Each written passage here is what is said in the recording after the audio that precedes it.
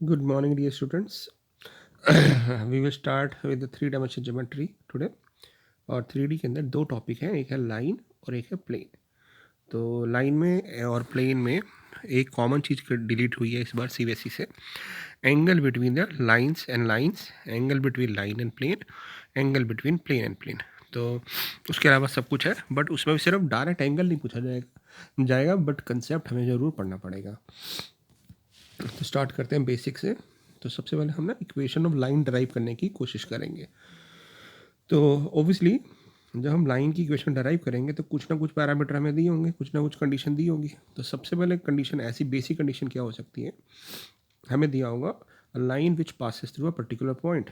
एक लाइन किसी एक पर्टिकुलर पॉइंट से पास कर रही है, तो वो पॉइंट जरूर दिया होगा हमें। लेट से वो पॉइंट है हमारे पास x1 y1 z1 और उसके डी आर दिए जाएंगे।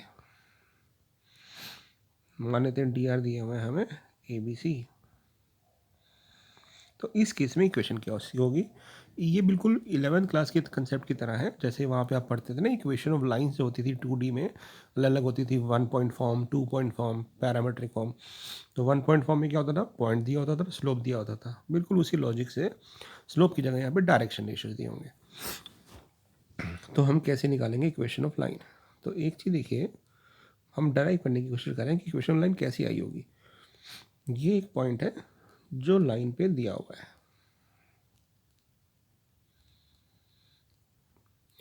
और इसके डी आर है हमारे पास direction ratios a b and c. तो हम क्या करते हैं, कोई एक वेरिएबल पॉइंट इस लाइन पे मान लेते हैं जो है एक्स वाई जेड। यानी ये हमें x1 y1 z1 दिया हुआ था और हमने एक्स वाई जेड कोई वेरिएबल पॉइंट मान लिया। अब ये जो पी क्यू है, इसके डी आर क्या आएंगे, तो हमने ना पढ़े हुए हैं D r of p Q कैसे निकालते हैं। अगर ये पी क्यू वैक्टर होता तो हम फाइनल माइनस इनिशियल कर देते, यानी क्यू के पॉइंट में से पी को माइनस कर देते। अगर ये क्यू पी पॉइंट होता तो पी में से पी क्यू को माइनस करते, बट लाइन की कोई डायरेक्शन तो होती नहीं है, तो आप किसी में से भी किसी को माइनस कर सकते हैं। तो हम क्यू में से पी को माइनस कर देते हैं, तो हमारे अकॉर्डिंग डी आर आना चाहिए पी क्यू के X minus x1, Y minus y1 और z माइनस z1। और क्योंकि पी क्यू जो पार्ट है वो लाइन के कोलिनियर है, क्योंकि लाइन के ऊपर एक तरह से कह सकते हैं, हम कह रहे हैं कि जो पी क्यू पार्ट है this is collinear with line. तो पी क्यू के डी आर और इस लाइन के डी आर प्रपोर्शनल होने चाहिए। तो हम कहेंगे क्योंकि P Q is collinear with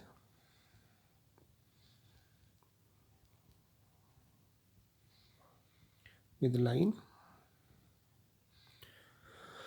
तो इनके डी आर प्रपोर्शनल होना चाहिए। प्रपोर्शनल मतलब इनका रेशियो एक सेम कांस्टेंट में आना चाहिए, क्योंकि हमने पढ़ा था जब दो वेक्टर कोलिनियर होते हैं तो इस कंडीशन को सेटिस्फाई करते हैं ए इक्वल लैम्डा बी, यानी उनके डी आर का रेशियो सेम होता है।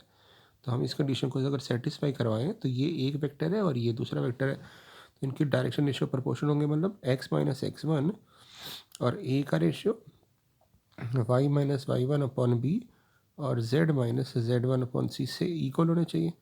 तो ये जो आ गया this is called equation of line. तो हमारे पास इक्वेशन ऑफ लाइन आ गई 1 पॉइंट फॉर्म में ये। यानी इसका मतलब है अगर मुझे एक पॉइंट दिया हो और डी आर दिया हो तो हम इक्वेशन को ऐसे लिख सकते हैं, और ये हमें किसी भी कांस्टेंट के इक्वल मान लेंगे लैम्डा। तो हमने फर्स्ट जो बेसिक थी इक्वेशन ऑफ लाइन डराइव कर ली कार्टेशियन फॉर्म में। तो इसी पे अगर एक छोटा सा क्वेश्चन पूछा जाए कि ना एक लाइन की इक्वेशन निकालो जो पास कर रही है 1, 2, 3 से, और इसके डायरेक्शन रेशियोज हैं 4, 5, 6। तो आप क्या कहोगे, तो आप कहोगे भाई इसकी जो इक्वेशन ऑफ लाइन हो जाएगी,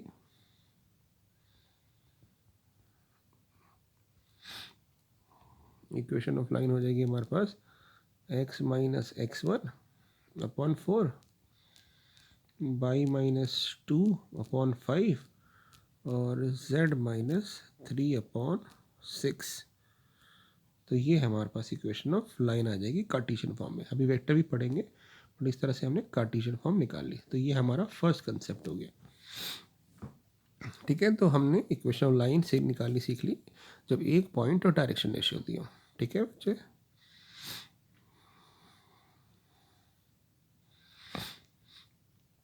अगर मैं बोलूँ ये ओरिजिन से पास कर रही है और इसके डी आर है 1 1 1, तो क्या इक्वेशन होगी? तो आपको ओरिजिन है तो ओरिजिन का नोट होता है 0 0 0, तो 0 0 से पास कर रही है तो x minus 0, y minus 0, z minus 0 upon 1 upon 1 upon 1। तो मेरे पास आंसर आ जाएगा x/1, y/1 और z/1। तो ये हमारे पास एक आंसर आ गया। ठीक है, तो इस तरह से हम इक्वेशन लाइन निकाल सकते हैं अगर एक पॉइंट दिया हो और डी आर दिया हो। अब चलते हैं दूसरी कंडीशन पे। दूसरी कंडीशन क्या हो सकती है? मतलब ज़रूरी नहीं है ना कि एक पॉइंट दिया हो और डी आर दिया हो। अब हो सकता है हमारे को इस बार एक पॉइंट दे दिया जिससे लाइन पास कर रही है, लेट अस से x1, y1 और z1, और इसके साथ एक लाइन दे दी पैरेलल, एक अलग से लाइन दे दी एक्स्ट्रा जो इसके साथ पैरेलल है, और इसके या तो डी आर दे दिए या इसकी इक्वेशन दे दी जिससे हम डी आर निकाल सकते हैं। तो अब हमें पता है कि जब ये दो लाइन आपस में पैरेलल हैं तो इनके डी आर प्रोपोर्शनल होंगे। तो इसका मतलब क्या है कि अगर इसके D R A B C हैं तो इसके डी आर क्या होंगे? हम इसके डी आर खुद ढूंढ लेंगे। हम कहेंगे इसके डी आर हो जाएंगे लैम्डा ए, लैम्डा बी और लैम्डा सी, क्योंकि जब दो लाइन कोलिनियर होते हैं तो उनके डी आर प्रोपोर्शनल होते हैं। तो इक्वेशन ऑफ L2 क्या आ जाएगी? तो इक्वेशन ऑफ L2 में हम क्या करेंगे, क्योंकि हमारे पास पॉइंट दिया हुआ है x minus x1, y minus y1, z minus z1 upon D R. तो हम इसके डी आर कैसे निकाले दूसरी लाइन से? लैम्डा ए, लैम्डा बी, लैम्डा सी। तो आप देख रहे हो कि लैम्डा कॉमन लेके कट जाएगा, तो हमारे पास इक्वेशन फिर से वही वाली फॉर्म आ गई, x माइनस x1 अपॉन ए, y माइनस y1 अपॉन बी, z माइनस z1 अपॉन सी। यानी हम ये कह सकते हैं कि जब दो लाइन पैरेलल होंगी ना तो उनके डी आर एग्जैक्टली सेम भी ले सकते हो, क्योंकि वो लैम्डा कॉमन लेके कट जाएगा। तो यानी ये हमारी इक्वेशन ऑफ लाइन आ गई जब हमारे पास एक लाइन दी हो जो पैरेलल है एक पर्टिकुलर लाइन के, और वो पर्टिकुलर लाइन हमारी किसी कॉमन पॉइंट से पास कर रही है, कांस्टेंट पॉइंट से, कोई भी पॉइंट से पास कर रही है। देखिए जैसे मान लेते हैं, क्वेश्चन देता हूँ मैं आपको। ये पॉइंट है 1 2 3 से पास कर रही है and it is parallel to a vector, या तो किसी वेक्टर के पैरेलल दिया होगा या किसी लाइन के पैरेलल दिया होगा, और इसकी लाइन है हमारे पास ये,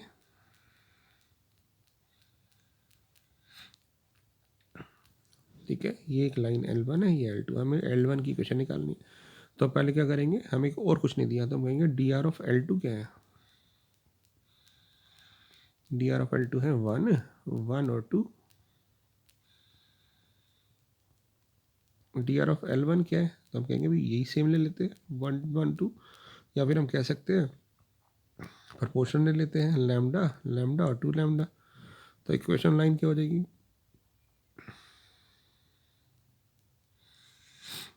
इक्वेशन L1 हो जाएगी x माइनस 1, क्योंकि ये इससे पास कर रही है, y minus 2, z minus 3 upon lambda lambda और 2 लैम्डा, और लैम्डा कॉमन लेके काट देंगे तो हमारी इक्वेशन क्या आ जाएगी? x minus 1, y minus 2 upon 1 और z माइनस 3 अपॉन 2। तो इस तरह से हम L1 की इक्वेशन को निकाल सकते हैं। तो अभी तक हमने बच्चे दो चीज़ें सीख ली कि ये लाइन की इक्वेशन हम निकाल सकते हैं अगर एक पॉइंट दिया और उसके डी आर दिए हो। दूसरा हमने पढ़ लिया हम लाइन की इक्वेशन निकाल सकते हैं अगर एक पॉइंट दिया हो लाइन पे और उसके से पैरेलल कोई लाइन दी हो, ठीक है। मतलब तीन ही कंडीशन हम मेन पढ़ेंगे और उसके बाद फिर हम क्वेश्चंस करेंगे प्रॉपर, ठीक है। अब तीसरी कंडीशन क्या हो सकती है कि कब हमें लाइन की इक्वेशन निकालने का पूछा जा सकता है? When it passes through 2 points, जब एक लाइन 2 पॉइंट से पास करे तब हमसे इक्वेशन ऑफ लाइन पूछी जा सकती है। तो मान लेते हैं ये हमारे पास पी पॉइंट है और ना यहाँ पे एक और पॉइंट दिया हुआ है इस लाइन पे x2, y2 और z2। तो हमें लाइन पे 2 पॉइंट दिए हुए हैं और इसकी इक्वेशन पूछ ली। अब हम कहेंगे भी इक्वेशन और पूछ ली तो कोई प्रॉब्लम नहीं, हम इसके डी आर तो दे नहीं हुए, तो हम इसके डी आर खुद नहीं निकाल सकते। कैसे? हमने पढ़ा था कि जब एक लाइन 2 पॉइंट से पास करती है तो उसके डी आर कैसे निकालते हैं वही फाइनल माइनस इनिशियल। तो d r of p q यानी d r of line almost same हो जाएंगे क्योंकि लाइन की कोई डायरेक्शन नहीं होती। तो डी आर ऑफ लाइन क्या हो जाएंगे x2 माइनस x1। इसको हम x1 माइनस x2 भी ले सकते थे, y2 माइनस y1 और z2 minus z1।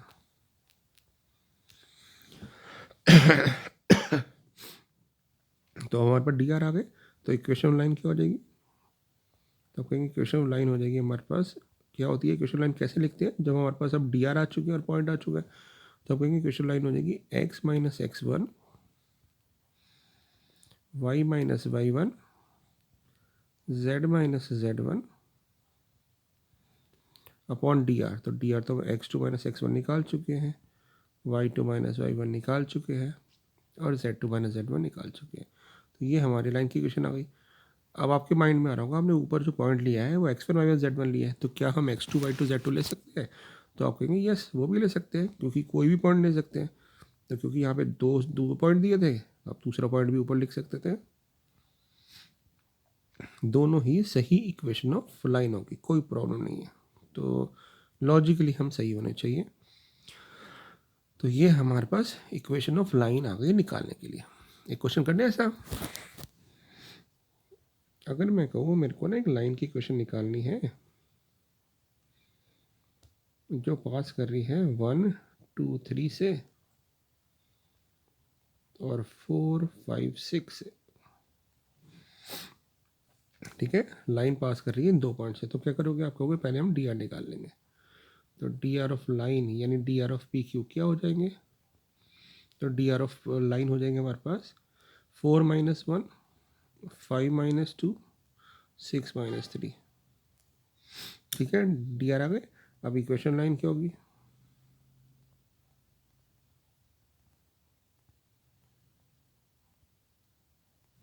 Equation line हो जाएगी x minus 1 y minus 2 z minus 3 upon 3 और 3।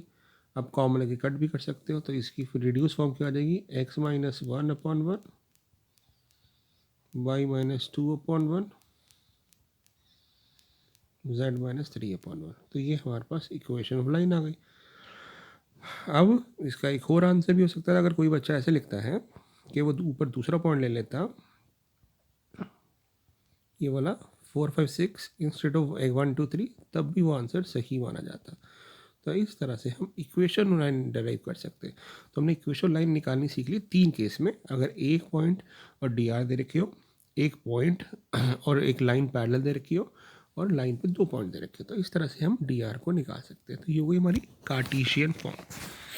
अब इसके बाद बात आती है कि अगर हमारे को लाइन की इक्वेशन दे रखी हो तो हम डी आर भी निकाल सकते हैं। तो एक फेवरेट क्वेश्चन आता है, बहुत अच्छा क्वेश्चन आता है, कई बार हमें क्या होता है लाइन की इक्वेशन दी होती है और हमें डी आर निकालने होते हैं। तो जैसे मैं ना कुछ क्वेश्चन डिस्कस करता हूँ आपसे, बहुत ही इंपॉर्टेंट क्वेश्चन है, find the D r of the following lines, यानी लाइन की इक्वेशन दी होगी और बोला जाएगा कि भी इसके ना डी आर निकालूँ। तो सबसे पहले तो हम एक आसान सा क्वेश्चन ले लेते हैं, यानी अगर लाइन की इक्वेशन स्टैंडर्ड फॉर्म में नॉर्मल फॉर्म में दे रखी है तो कोई प्रॉब्लम नहीं है। अब नॉर्मल फॉर्म का मतलब क्या है, नॉर्मल फॉर्म का मतलब है जो हमने इक्वेशन डराइव की उसमें यहाँ पे हमने ऑब्जर्व किया कि एक्स वाई जेड का कोफिशिएंट पॉजिटिव 1 होना चाहिए। तो ये नॉर्मल स्टैंडर्ड फॉर्म है। तो हमने कंपेयर किया तो हमारे को डी आर क्या मिल गए, डी आर मिल गए जो अपॉन में होते हैं, यानी डी आर क्या मिल गया हमें मिल गए डी आर 3 4 और 5। तो हम कहेंगे कि डी आर आ जाएंगे 3 4 5। ये तो वो क्वेश्चन हुआ जो बिल्कुल स्ट्रेट फॉरवर्ड था। अब इसमें थोड़ा सा ट्विस्ट क्या हो सकता है, हमसे पूछ सकते हैं भाई इसकी डी आर्स बताओ क्या होंगे।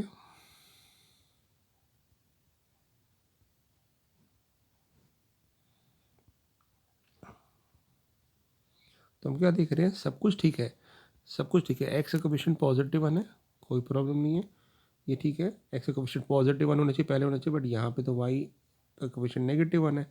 जेड का कोफिशिएंट ठीक है, तो इसका मतलब है इसको हमें पहले पॉजिटिव बनाना पड़ेगा। तो हम क्या करते हैं, इसको माइनस से मल्टीप्लाई करते हैं ऊपर नीचे, इस वाले पोर्शन को, ये तो एज इट इज रहेगा, कोई प्रॉब्लम नहीं।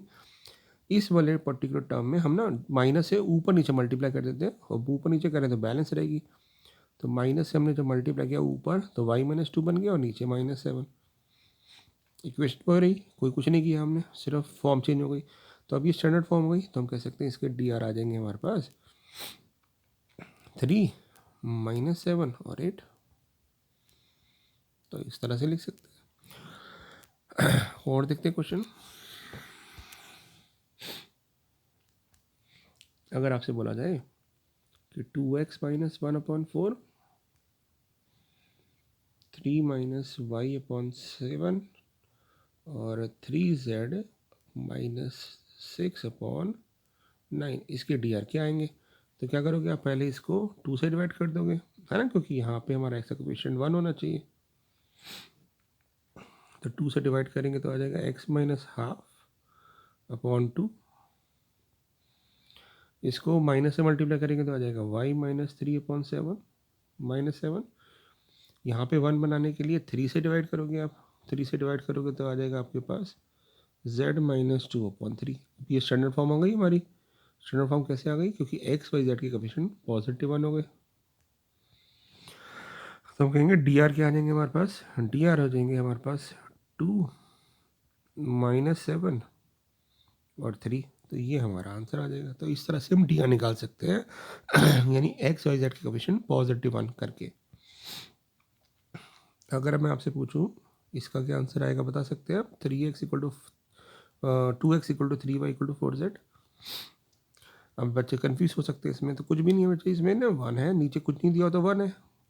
अब मेरे को तो x का कोएफिशिएंट 1 बनाना चाहिए था, तो मैं 2 से डिवाइड करूँगा ऊपर नीचे, तो ये आ जाएगा हाफ, ये आ जाएगा 1/3, ये आ जाएगा 1/4। तो मेरे पास डी आर क्या आ गए? तो डी आर ऑफ लाइन आ गए मेरे पास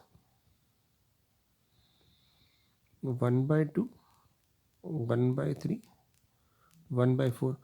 अब आप ये भी आंसर लिख सकते हैं, और हो सकता था आप इसको सिंप्लीफाई करने के लिए इनके एलसीएम से भी मल्टीप्लाई कर सकते थे। जैसे ही हम इसके एलसीएम से मल्टीप्लाई करते हैं यानी 12 से नीचे की तरफ सबको, तो ये 6 आ जाता, इसको करते तो 4 आ जाता, और इसको करते तो 3 आ जाता। तो इसके डी आर को हम 6, 4 और 3 भी लिख सकते हैं। ठीक है, तो ये हमारे डी आर चल रहे हैं, यानी डी आर निकालना सीख रहे हैं लाइन की क्वेश्चन दी हो। कई बार बच्चे क्या होता है कि ना बहुत ही इजी क्वेश्चन आ जाता है। अब मैं बताता हूँ, इस क्वेश्चन में 1 मार्क का क्वेश्चन आ गया कि इसके डी आर निकालो। हमें दिख रहा है ये स्टैंडर्ड फॉर्म है क्या? तो एक्स का कोएफिशिएंट 1 है, जेड का कोएफिशिएंट 1 है, यहाँ पे वाई का कोएफिशिएंट 1 नहीं है। तो वाई का कोएफिशिएंट बनाने के लिए कुछ बच्चे तो सीधा इसका आंसर 7, 5 और 6 लिख देंगे, गलत हो जाएगा। कुछ बच्चे क्या करेंगे, इसका जो आंसर है इसको मॉडिफाई करेंगे, माइनस से मल्टीप्लाई करेंगे और इसका आंसर लिख देंगे 7, 5 और -6, जबकि ये भी गलत है। क्यों गलत है? मतलब यहाँ पे कुछ बच्चे यहीं पे लिख देते कि इसका डी आर आ रहा है, इसका डी आर आ रहा है 7, 5, 6, तो ये तो बिल्कुल गलत है क्योंकि ये स्टैंडर्ड फॉर्म में नहीं है। कुछ बच्चे करेंगे भी इसका डी आर लिख देंगे 7, 5 -6, ये भी गलत है। क्यों गलत है? आपको भी एक्स वाई जेड की कोएफिशिएंट 1 तो है, बट ध्यान से अगर आप देखो तो ऑर्डर भी तो होता है कि पहली टर्म एक्स की देन वाई फिर जेड होती है। यहाँ पे एक्स के बाद जेड आ रहा है फिर वाई आ रहा है, तो हमें ये भी ध्यान रखना है कि एक्स वाली टर्म, वाई वाली टर्म और जेड वाली टर्म ऑर्डर में होने चाहिए, क्योंकि वो एक ऑर्डर पेयर को रिप्रेजेंट कर रहे हैं। तो इसलिए हम कहेंगे कि ये तीनों इक्वल है तो इनको कहीं भी लिख सकते हैं। तो हमने देखा all they are equal, not they are in particular order. तो अब हम कहेंगे जो डी आर होगा हमारा वो हो जाएगा 7, -6 और 5। तो इस तरह से हम डी आर को निकाल सकते हैं। ठीक है, तो ये हो गया हमारा एक क्वेश्चन। कई बार क्वेश्चन ऐसी फॉर्म में भी आता है कि ना हमें ऐसा इक्वेशन दे देते हैं x - 1/2, y - 3/4 और कॉमा z = 2। इसका वैसे मतलब मैं समझाया था, इसका मतलब है कि 3D के अंदर ये 3 डायमेंशनल ज्योमेट्री में z की वैल्यू 2 है, z की वैल्यू 2 है मतलब हाइट 2 है, तो यानी हाइट 2 पे एक प्लेन है हमारे पास z2 पड़ा हुआ है। ठीक है, यानी इसमें इस प्लेन पे z2 है। अब इस पे कोई एक लाइन मूव कर रही है, तो जब लाइन मूव कर रही है तो उसमें x और y तो वेरी कर रहे हैं, बट z जो है वो 2 रहेगा। तो ऐसी इक्वेशन दे रखी, वो तो सिर्फ समझाने के लिए बोला मैंने। अब डी आर कैसे निकालें, तो हम कहेंगे कि ना अगर x माइनस 1/2 y-3/4 इक्वल है, तो मान लेते हैं लैम्डा के इक्वल है। अब मैं देखना कैसे इसको लैम्डा के इक्वल लाऊंगा। अगर z इक्वल टू 2 है तो z-2 तो 0 है, और 0 को मैं 0 लैम्डा भी लिख सकता हूँ। अब आप 2 को नीचे ले आओ, तो यानी मिल जाएगा z-2/0 इक्वल टू लैम्डा। अब ये और ये दोनों लैम्डा के इक्वल है, तो इक्वेट कर दिया हमने। तो इक्वेशन होगी हमारे पास z-2/0, यानी कह सकते हैं कि जब भी कोई इक्वेशन इस तरह से अलग से दी हो तो उसके अपॉन में 0 ही आएगा, क्योंकि उसमें z के कोऑर्डिनेट सेम है, तो उनका डिफरेंस 0 ही आएगा हमेशा। तो अब क्या डी आर आ गए, अब डी आर आ गए इसके डी आर आ जाएंगे 2, 4 और 0। आप चाहो तो 2 से काट भी सकते थे इसको, तो 1, 2, 0 भी लिख सकते थे। तो इस तरह से हम डी आर निकालने की कोशिश करेंगे। ठीक है बच्चे, एक क्वेश्चन और करें डी आर निकालने के लिए।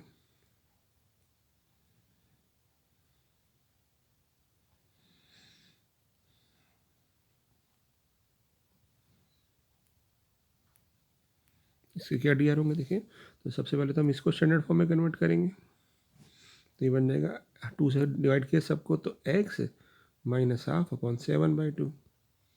इसको माइनस से मल्टीप्लाई किया तो z-3/-8। और यहाँ पे हम 2y इक्वल टू 5 लिख रहे हैं, तो y हमारा हो जाएगा 5/2। तो इसको लिखा y-5/2 इक्वल टू 0। तो यहाँ से क्या मिल गई हमारी equation, x -12/7/2 z-3/-8 an equal to y-5/2/0, क्योंकि मैंने लैम्डा के इक्वल रख दिया। अब ये अभी भी स्टैंडर्ड फॉर्म में नहीं है, क्योंकि ऑर्डर पर्टिकुलर फॉलो करना चाहिए। तो x के बाद आएगा y,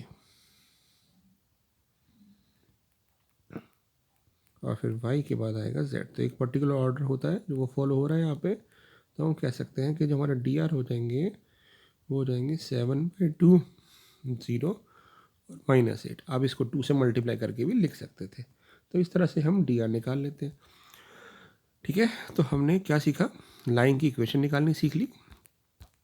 ठीक है, लाइन की इक्वेशन आ गई कार्टेशियन फॉर्म में, और सबसे इंपॉर्टेंट है डी आर निकालना आ गया। ठीक है, एक चीज़ और बता देता हूँ ताकि आप इतना ही पहले रिवाइज कर सकें। अब ना हमने लाइन की इक्वेशन तो कार्टेशियन फॉर्म में सीख ली थी, वेक्टर फॉर्म में क्या होगी। तो एक बार हम सीखते हैं वेक्टर फॉर्म ऑफ लाइन क्या होगी। बहुत ईजी है, वेक्टर फॉर्म ऑफ लाइन। पहले मैं बेसिक समझाऊंगा कि कैसे आई होगी, और फिर हम डायरेक्ट भी लिखना सीख लेंगे वेक्टर फॉर्म ऑफ लाइन। अब देखो क्या होता है कि ना मेरे पास हो सकता है कि वो लाइन की इक्वेशन कार्टेशियन फॉर्म में ऐसे दे रखी हो। ठीक है, ये हमारे पास एक कार्टेशियन फॉर्म में लाइन की इक्वेशन है। इसका मतलब है लाइन पास कर रही है x1 y1 z1 से, और डी आर है ABC। अगर मैं इसको लैम्डा के इक्वल मान लूँ तो x -x1 क्या हो जाएगा। अब मैं ना इक्वेट कर रहा हूँ, ये तीनों इक्वल हैं लैम्डा के, तो ये ए लैम्डा हो जाएगा। तो x क्या आ जाएगा मेरे पास, x आ जाएगा x1 + a लैम्डा। इसको कंपेयर करता हूँ इससे, तो y -y1 आ जाएगा b लैम्डा, और इसको इससे कंपेयर करता तो z-z1 आ जाएगा c लैम्डा। तो y क्या आ गया, y1 + b लैम्डा। z क्या आ गया, z1 + c लैम्डा। अब ये निकाल लिया। अब वेक्टर के अंदर ना, जैसे कभी भी कोई भी पॉइंट हम जनरली मानते हैं x y z, तो वेक्टर में जो वेरिएबल पॉइंट होता है उसको हम r से डिनोट करते हैं, और r का मतलब होता है x i y j z की कोई भी वेरिएबल पॉइंट, इसको हम डिनोट करते हैं r वेक्टर से। यानी कभी भी r वेक्टर लिखा है तो इसका मतलब कोई जनरल पॉइंट है x i cap, y cap, y j cap और z की कैप। अब हमने जो ये x y z की वैल्यू निकाली है वो पुट कर देते हैं यहाँ पे। ठीक है, अब यहाँ पे x की जो वैल्यू निकाली है पुट कर देते हैं, यानी x1 + a lambda i cap, y1 + b lambda j cap, Z1 plus C lambda K cap. ये हम अभी डराइव करना सीख रहे हैं, अब डायरेक्ट भी निकाल सकते हैं। अब इसके ना ब्रैकेट ओपन करेंगे तो टोटल 6 टर्म आ रही है। एक टर्म तो बन जाएगी जिसमें x1, y1 और z1 आ रहा है, तो उनको मैं एक ब्रैकेट में लिख लेता हूँ। और जो बाद वाली टर्म है a lambda i, b lambda J, c lambda की, उनमें लैम्डा कॉमन आ रहा है, तो उसको हम अलग लिख देंगे। a lambda i, b lambda j, तो लैम्डा कॉमन ले लिया, तो ये रहे हमारे पास इक्वेशन आ गई। तो ये होती है हमारे पास वेक्टर फॉर्म। तो इस तरह से हमने वेक्टर फॉर्म निकाली। आप इसको स्टेप बाय स्टेप भी निकाल सकते हैं। अब नहीं तो दूसरी चीज़ देखो क्या हुआ।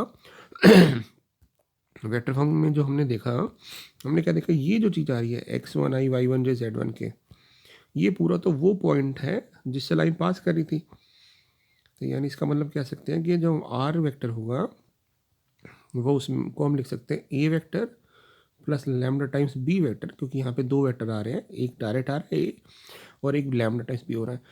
तो जो a वेक्टर है वो वेक्टर कौन सा होगा जिससे लाइन पास करेगी। तो लाइन तो पास कर रही है, डायरेक्ट नहीं निकाल सकते थे, लाइन पास कर रही है x1 आई, y1 जे, z1 के, यानी लाइन जिस भी पॉइंट से पास कर रही है उसके डायरेक्शन रेशियो, उसका डायरेक्शन पोजीशन, मतलब पोजीशन वेक्टर हो गया एक तरह से उसका।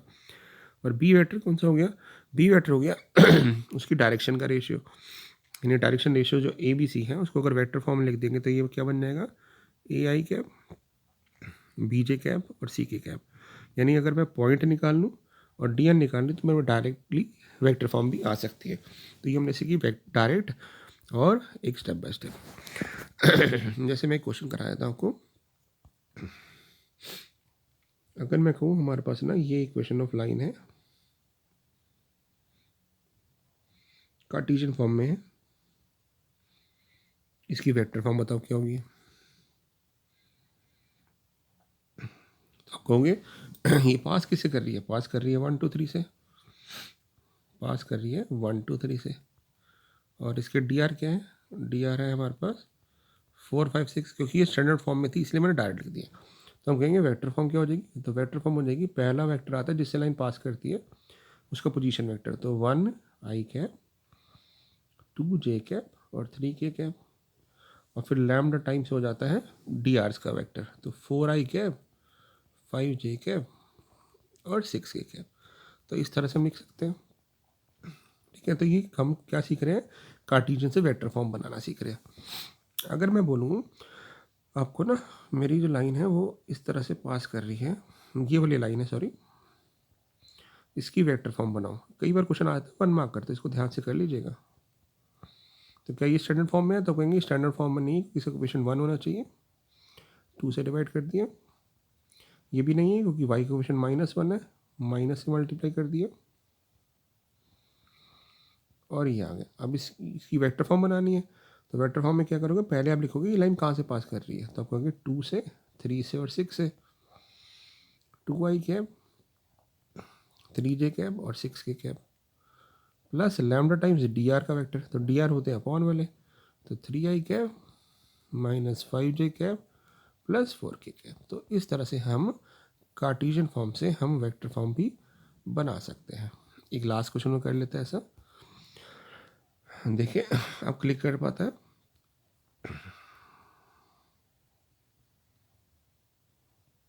क्या होगी इसकी फॉर्म, तो ये कहाँ से पास कर रही है, तो आप कहोगे भी ये तो बीच में माइनस होना चाहिए, तो हम इसको ऐसे लिख देते हैं, यहाँ पे भी माइनस होना चाहिए और यहाँ तो ठीक है। अब कोएफिशिएंट एक्स वाई जेड के 1 है, ठीक है, तो ये कहाँ से पास कर रही है, -1 से, -3 से और 3 से। तो इसकी वेक्टर फॉर्म क्या हो जाएगी, माइनस आई कैप माइनस 3 जे कैप प्लस 3 के कैप, क्योंकि माइनस तो होता ही है ना x माइनस x1 में, इसलिए, और लैम्डा टाइम्स, अब 2 से काट भी सकते हैं, तो 2 से काट भी सकते नहीं तो सीधा भी उठा सकते थे, तो ये बन जाएगा i plus 2j plus 2k, या इसको हम 2i plus 4j plus 4k भी ले सकते हैं। ठीक है, तो पहले इतना ही रिवाइज करिए, बाकी फिर मैं अगली क्लास में आपको समझाऊंगा। ठीक है, आई होप आपको ये सारा क्लियर हो गया होगा। Thank you.